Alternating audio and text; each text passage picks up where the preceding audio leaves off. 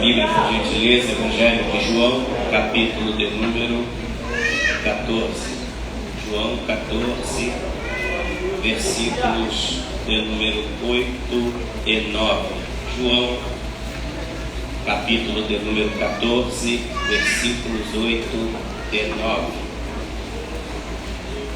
Que nos diz assim: Disse-lhe Filipe: Senhor, mostra-nos o Pai, e isso nos é suficiente. Disse-lhe Jesus: Há tanto tempo estou convosco, e ainda não me conheces, Filipe? Quem tem visto a mim, tem visto o Pai.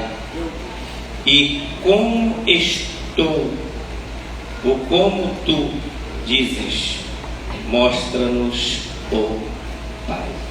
Podemos assentar. Glória a Jesus. Glória a Deus.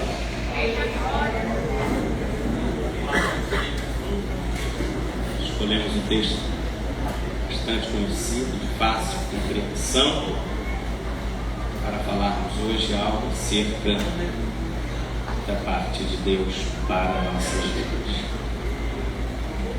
O texto em que lemos fala-nos acerca de uma das muitas reuniões que Jesus fez com os seus discípulos, e como sempre Jesus tentando se dar a conhecer, se apresentar, se tornar conhecido de seus discípulos.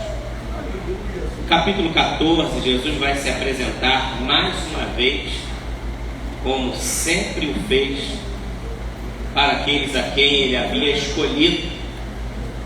Vai chamar os seus discípulos e vai dizer para eles: não se turbe o vosso coração, crede em Deus, crede também em mim.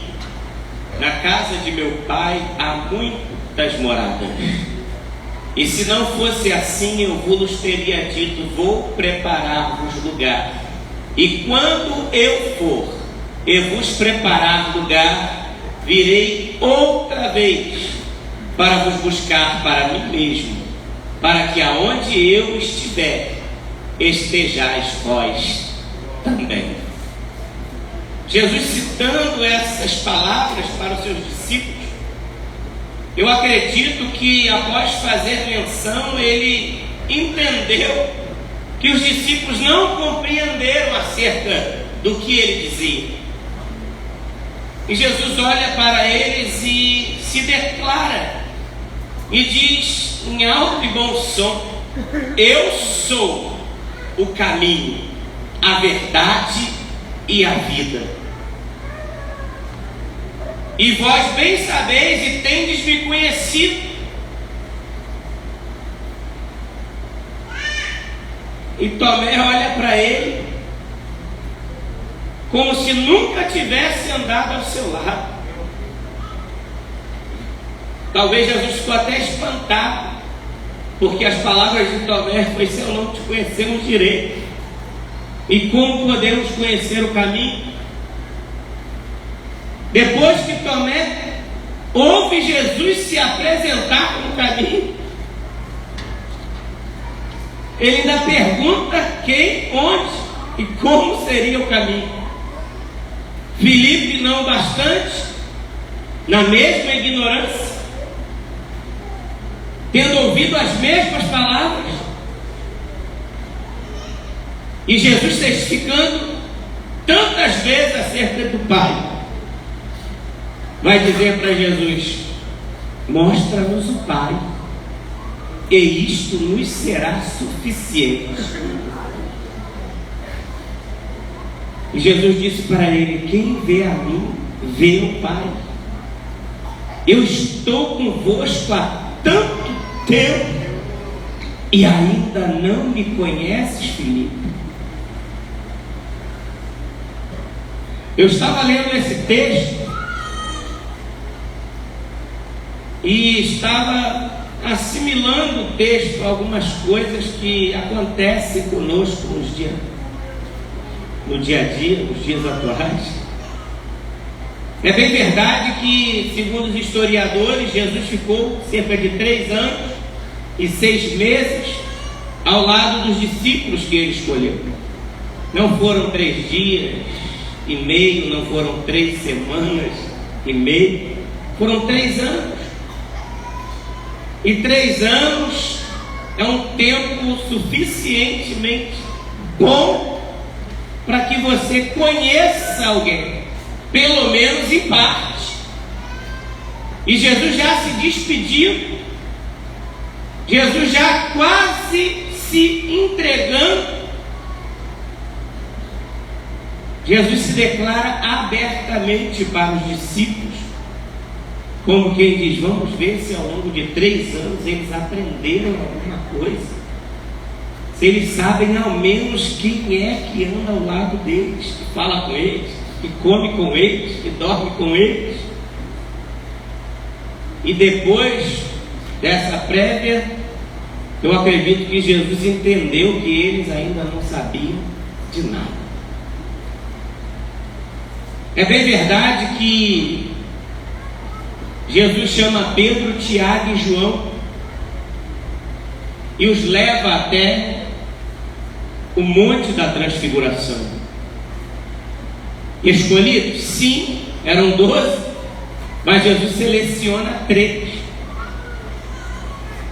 E ficaram pasmados, principalmente Pedro, porque quando viu o esplendor de luz, de glória, que tomara o monte e cercara ao próprio Jesus, e o seu semblante resplandecendo como o sol, Jesus se demonstrando ou se apresentando acerca da sua verdadeira identidade ou quem ele era, Pedro teve até discernimento, porque diz o texto que quando desceram 2 seres, Pedro entendeu que um se tratava de Elias e outro de Moisés.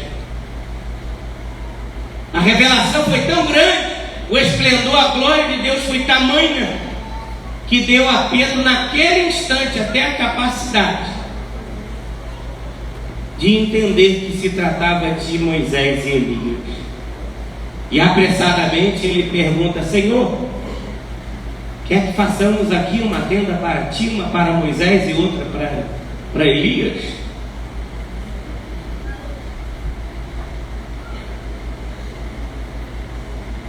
E eu estava lendo o texto acerca de pessoas que andaram com ele por algum tempo. Maria criou Jesus desde a sua gestação.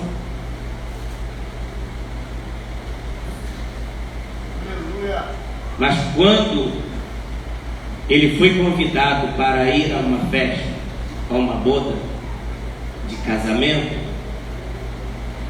quando chegou lá no ápice, quando ela ouviu dizer que faltou vinho, a primeira coisa que ela fez, mesmo sendo mãe, mesmo conhecendo, mesmo andando com ele, mesmo ouvindo ele, ela olhou para ele e disse: acabou o vinho. Ou seja, faça alguma coisa, atue, faça um milagre, qualquer coisa, mas traga mais vinho para a festa. E Jesus olhou para ela e disse: mulher, que tenho eu contigo? Por que não lembrar de Marta e de Maria, que eram um tipo de co-irmãs de Cristo, mas o seu irmão Lázaro? Comiam, bebiam e sempre estavam aos pés de Jesus, ouvindo falar acerca de si, não, mas daquilo que Deus queria trazer para a humanidade.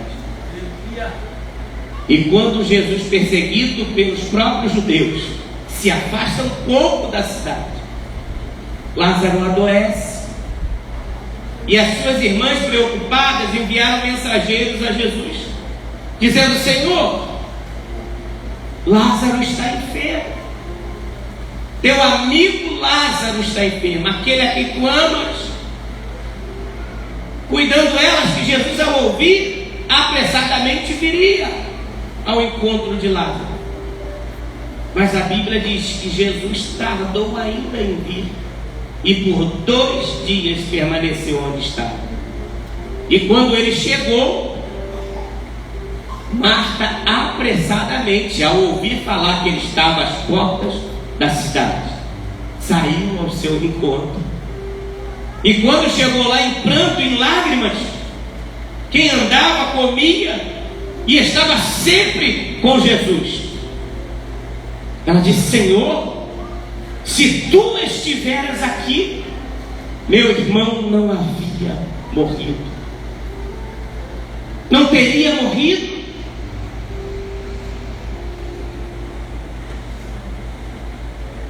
E Jesus, olhando para ela, vendo o seu sofrimento, o seu desespero, Jesus olhou para ela e disse: eu sou a ressurreição e a vida, e o teu irmão há de ressuscitar. Mesmo tendo todo o conhecimento, estando tão perto, e Jesus mais uma vez se declarando, ela não entendeu nada. E o que prova isso? Sua resposta: eu sei, Senhor, que o meu irmão há de ressuscitar. Quando? Na ressurreição do último dia. Ela não pegou nada do que Jesus falou. Tendo ela acabado de conversar, voltou para casa e chamou Maria e disse: o mestre está aqui e chama-te. Maria saiu apressadamente, mas é como se o espírito de Maria tivesse ido junto com Marta. Por quê? Porque as palavras foram as mesmas. Senhor, se tu estivesses aqui, meu irmão não teria morrido. Jesus replicou e respondeu as mesmas palavras: teu irmão, ele pode até ter morrido, mas eu sou a ressurreição e a vida. E aquele que crê em mim, ainda que esteja morto, viverá. Crês tu isto?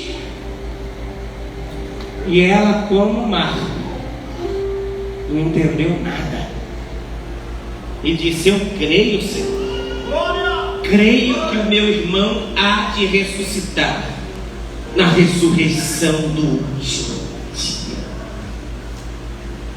Eu fico imaginando o coração de Jesus e a sua mente naquele exato momento.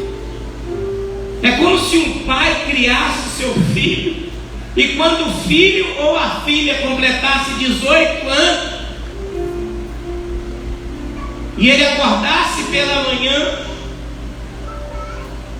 entendesse que ele não passa de um mero estranho para o seu filho ou para a sua filha.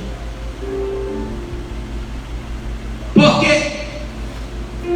Porque comiam, bebiam, dormiam, conversavam e partilhavam de tudo. Mas quando se tratava do conhecer, do saber acerca,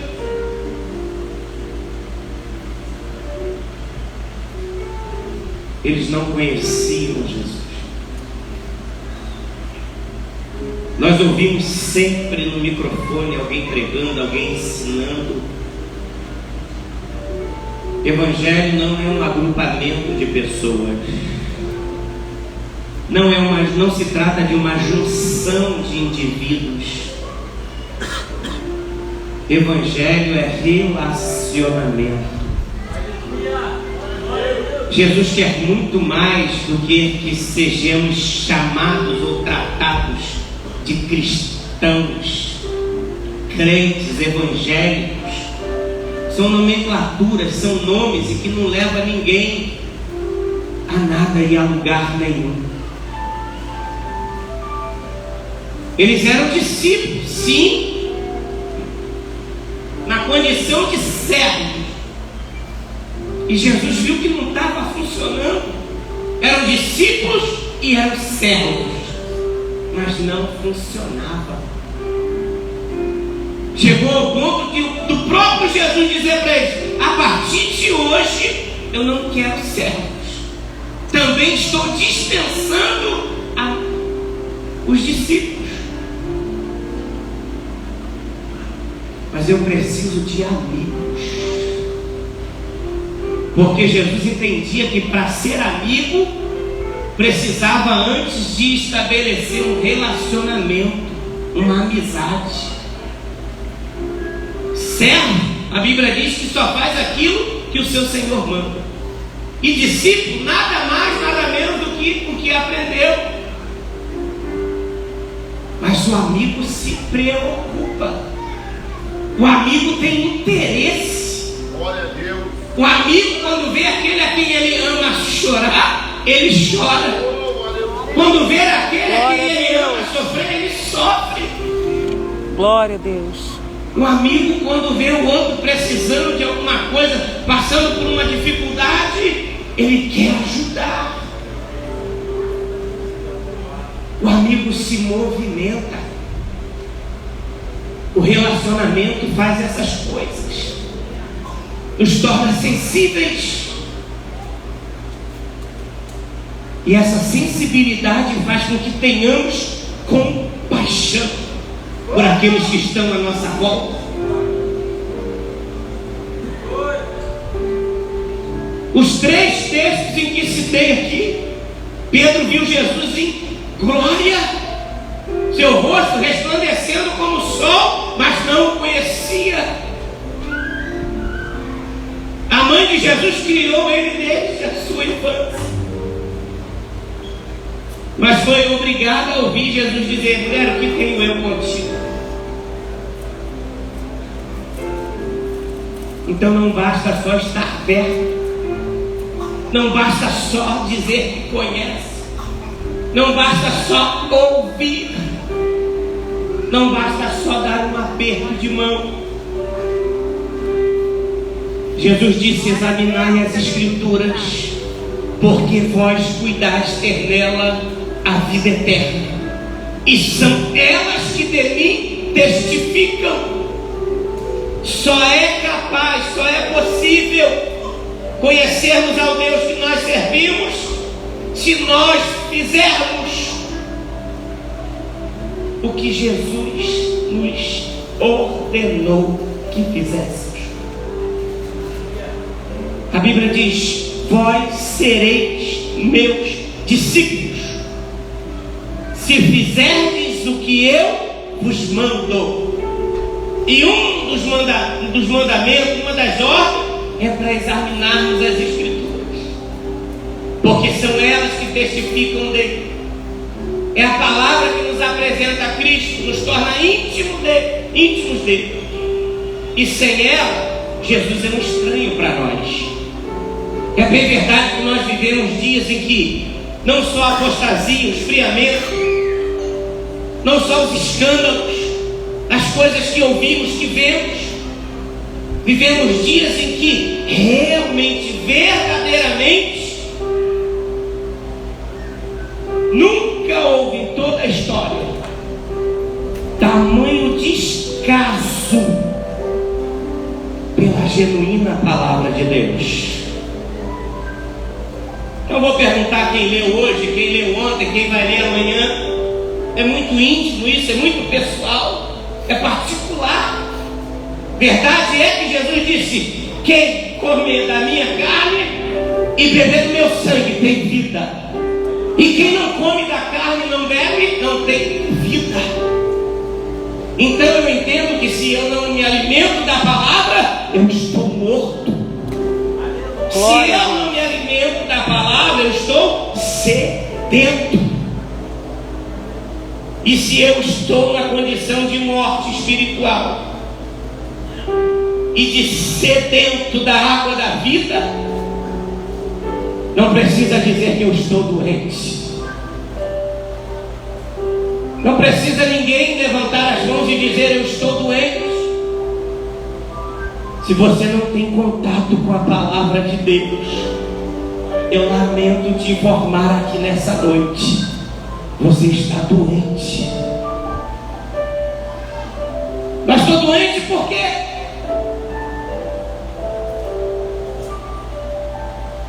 Porque a doença tira a sua alegria do espírito, seu desejo de orar.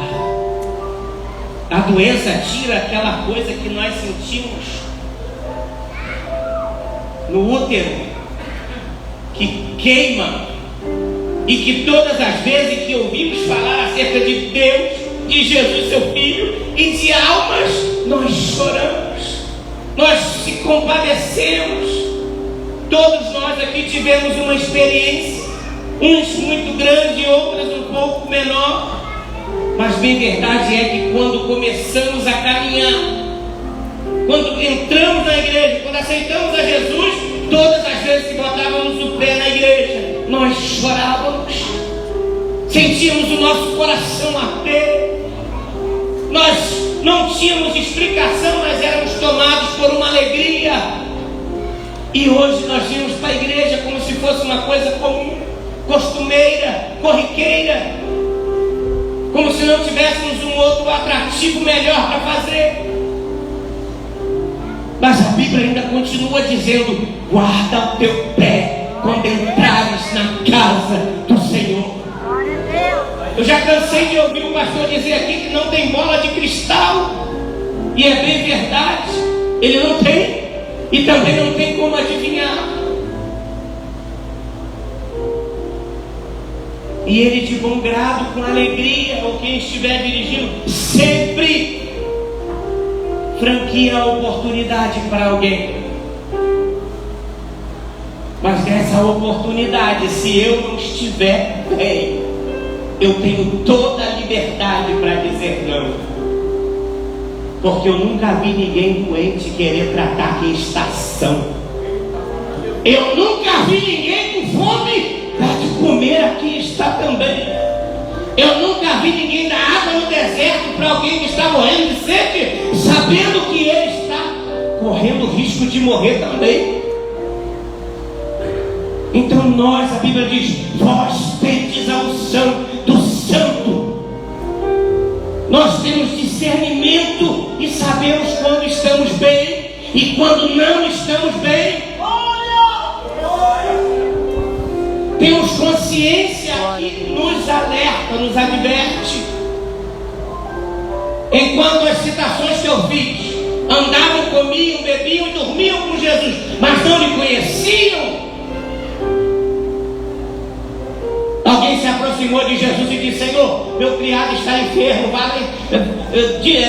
ele precisa de cura, senão ele vai morrer. Não conhecia Jesus, só ouviu falar. E Jesus disse: eu vou lá e vou curar ele. E quem não conhecia Jesus disse: não, eu não sou digno que tu entres na minha casa. Eu também sou homem de autoridade. Eu digo a este vai e ele vai. Eu digo a este vem e ele vem. Diga somente uma palavra. Não precisa dar uma palavra e o meu servo vai sarar. Glória a Deus. Alguém que não conhecia Jesus estava tirando água no poço. Glória a Deus. E Jesus disse para ela: mulher,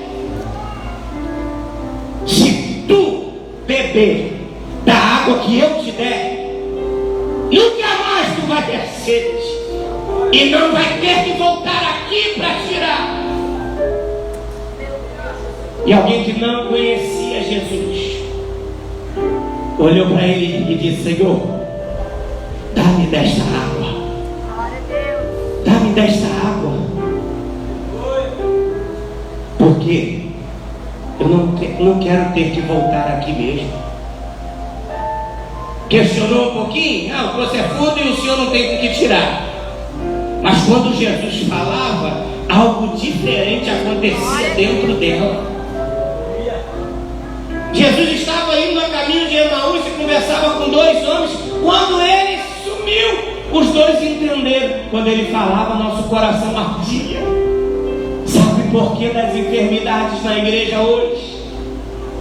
Sabe por que de muitas doenças físicas e espirituais? A ausência de Deus. Por quê? Porque Jesus olhou para os discípulos e disse para eles: se vocês crerem, farão sinais ainda maiores do que os que eu fiz. E tem mais: os sinais seguirão aqueles que crerem. Nós estamos vivendo num modernismo, num contexto pós-modernidade,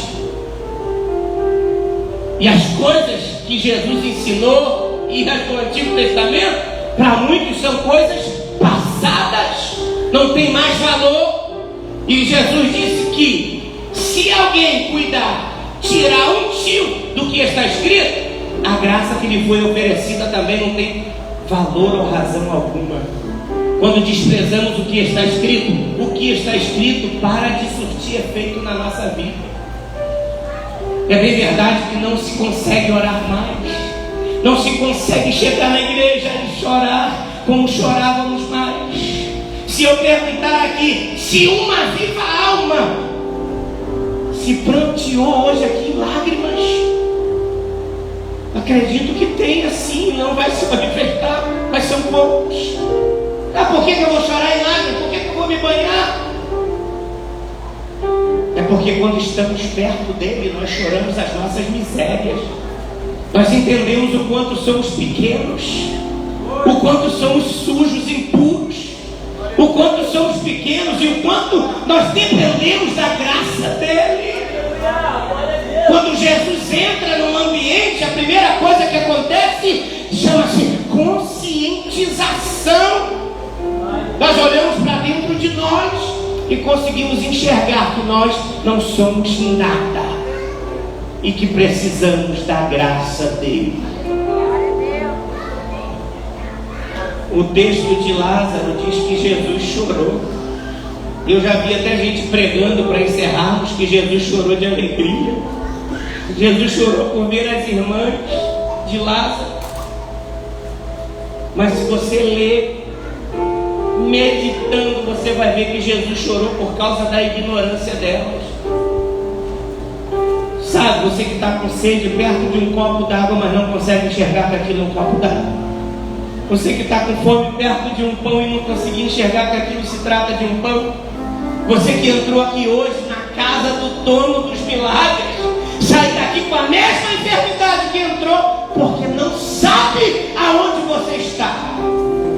Não conhece quem está aqui e não sabe o que ele é capaz de fazer. E o que eu preciso fazer? Crer. A Bíblia diz que nós temos que crer. Então creia nessa noite. Jesus olhou para os discípulos e disse: quem vê a mim, vê ao Pai, porque eu estou no Pai e Ele está em mim. Olhou para Filipe e disse: eu estou há tanto tempo contigo e você ainda não me conhece. Não vamos repetir a fala de Filipe. Vamos bater no peito e dizer: nós estamos aqui porque o conhecemos. Jesus nos resgatou da vã maneira de vivermos, de onde nós estávamos, do charco de lodo, do lamaçal de pecado, de uma vida promíscua, de prostituição, de entrega aos prazeres e também ao sistema. Nos lavou, nos limpou, nos purificou, nos tornou novas criaturas e nos tornou co-participantes daquilo que nós um dia haveremos de herdar por bondade e graça de Deus. Glória a Deus. Quem tem ouvido,